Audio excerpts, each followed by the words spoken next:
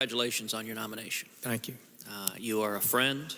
You are a man of integrity. You and I have worked closely together on this committee, on the Armed Services Committee, and I have every confidence you are going to make a superb Attorney General. You know, this has been an interesting day at this hearing, listening to Democratic senator after Democratic senator give speeches in praise of the rule of law. And I am heartened by that. I am encouraged by that. Because for 8 years it's been absent. For 8 years we've seen a Department of Justice consistently disregarding the rule of law.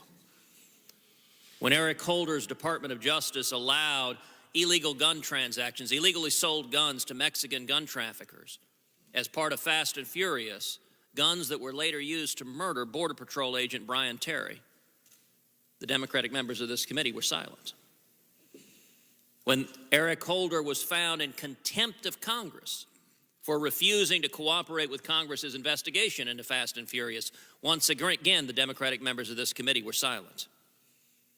When the IRS illegally targeted United States citizens for exercising the First Amendment views, for exercising their roles in the political process, Democratic members of this committee were silent. When the Department of Justice refused to fairly investigate the IRS targeting citizens and indeed assign the investigation to a liberal partisan Democrat who had given over $6,000 to President Obama, and Democrats on this committee were silent. When numerous members of this committee called on the Attorney General to appoint a special prosecutor to ensure that justice was done in the IRS case, Democrats on this committee were silent. When the Justice Department began using Operation Choke Point to target law-abiding citizens that they disagreed with politically. Senator Jeff Sessions, you are racist. You have ties to the KKK. You call the NRA to be an honorary organization. Black Lives Matter. Black Lives Matter. Black Lives Matter. Black Lives Matter. Jeff Sessions, the United States, you believe in self-deportation.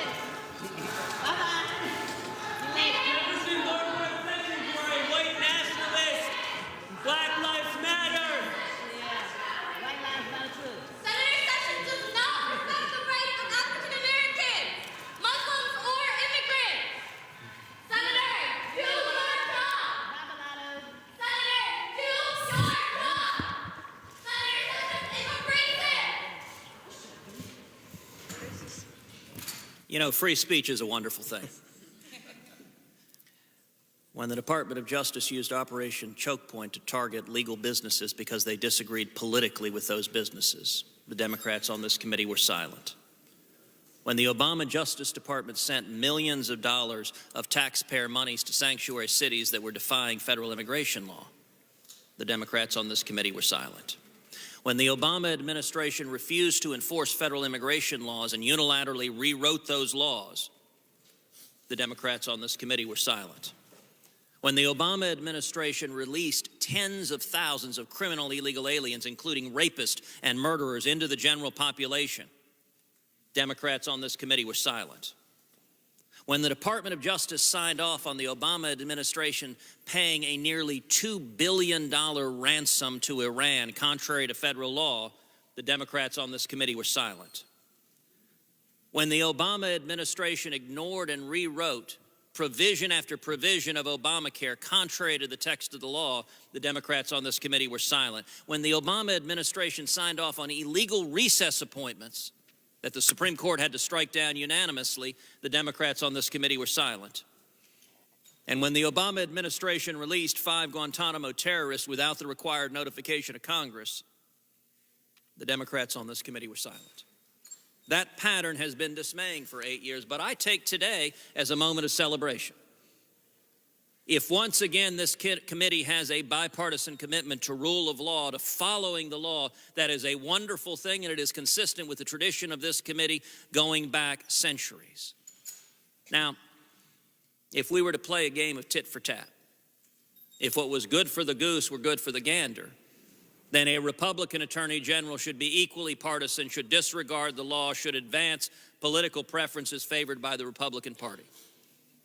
Senator Sessions, do you believe that would be appropriate for an Attorney General to do? No, I do not. I believe you.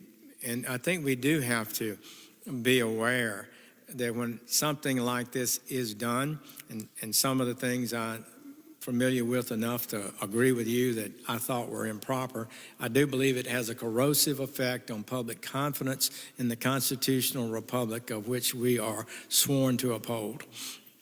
I think you are exactly right. You and I are both alumni of the Department of Justice, and it has a long bipartisan tradition of staying outside of partisan politics, of simply and fairly enforcing the law. I will say right now, if I believed that you would implement policies, even policies I agreed with contrary to law, I would vote against your confirmation. And the reason I am so enthusiastically supporting your confirmation is I have every degree of confidence you will follow the law faithfully and honestly. And that is the first and most important obligation of the Attorney General. Now, earlier in this hearing, Senator Franken engaged you in a discussion that I think was intended to try to undermine your character and integrity.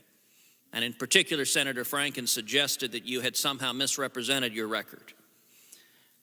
It is unfortunate to see members of this body impugn the integrity of a fellow senator with whom we have served for years. It is particularly unfortunate when that attack is not backed up by the facts. Senator Franken based his attack primarily on an op-ed written by an attorney, Gerald Hebert. There is an irony in relying on Mr. Hebert because, as you well know, in 1986, during your confirmation hearing, Mr. Hebert testified then and attacked you then, making false charges against you. And indeed, I would note in the 1986 hearing, 2 days later, Mr. Hebert was forced to recant his testimony, to say that he had given false testimony to this committee, and indeed to say, quote, "I apologize for any inconvenience caused Mr. Sessions or this committee by my prior testimony." So an individual who's testified falsely once before this committee, his op-ed is now the basis for Senator Franken's attack on you. And indeed, the basis of Senator Franken's attack is he claims you were uninvolved in several civil rights cases that were listed on your questionnaire.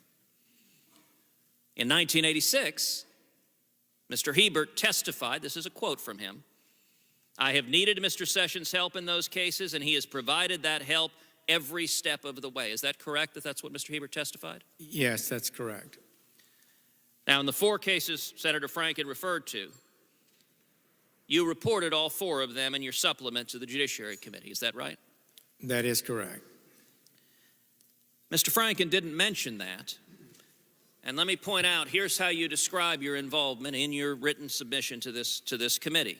Quote, "For the cases described in 2, 4, 8, and 9, my role, like most U.S. attorneys in the nation and not with non-criminal civil rights cases, was to provide support for the Department of Justice, Civil Rights Division's attorneys. I reviewed, supported, and co-signed complaints, motions, and other pleadings and briefs that were filed during my tenure as U.S. attorney. I provided assistance and guidance to the civil rights attorneys, had an open-door policy with them, and cooperated with them on these cases. For the cases described in 6, I supervised litigation and signed the pleadings." Now, that is consistent with the 1986 testimony that you provided help every step of the way. Is that correct? Well, I think so, yes.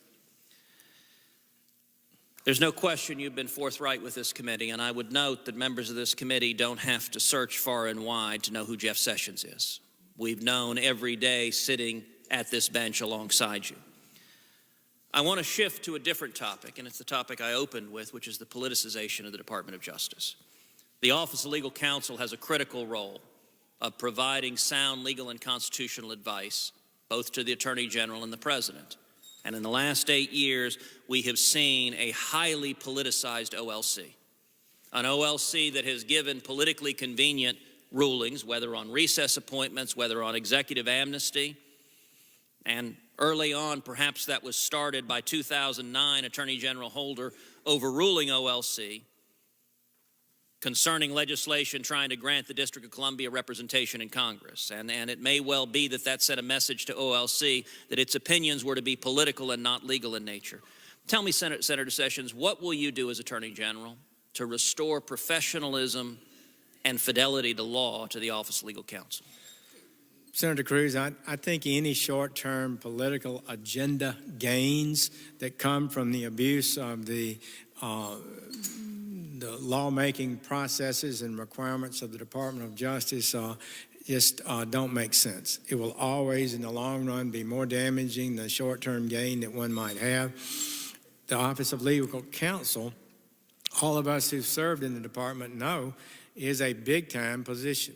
You need a mature, smart, experienced person who understands this government, who understands the laws, and is principled and consistent in their application of the laws. That will help the president, it will help the Congress, and it will help the American people.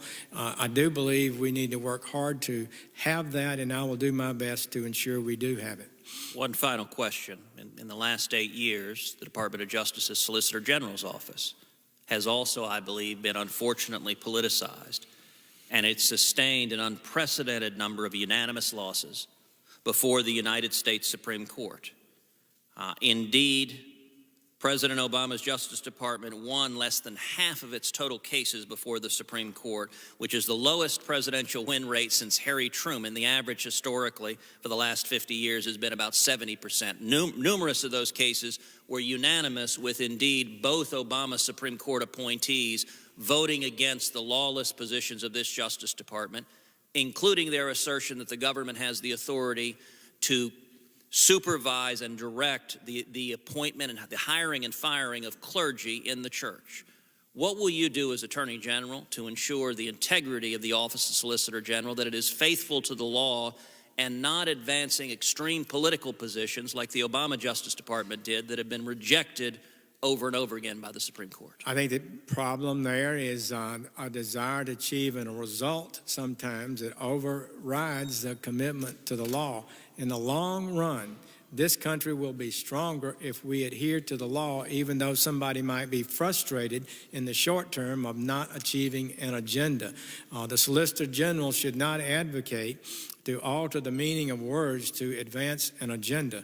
That is an abuse of office, and I would try to seek to have a Solicitor General who is faithful to the Constitution, serves under the Constitution, does not feel it has the power to rise above it and make it say what it wants it to say. Thank you, Senator Sessions.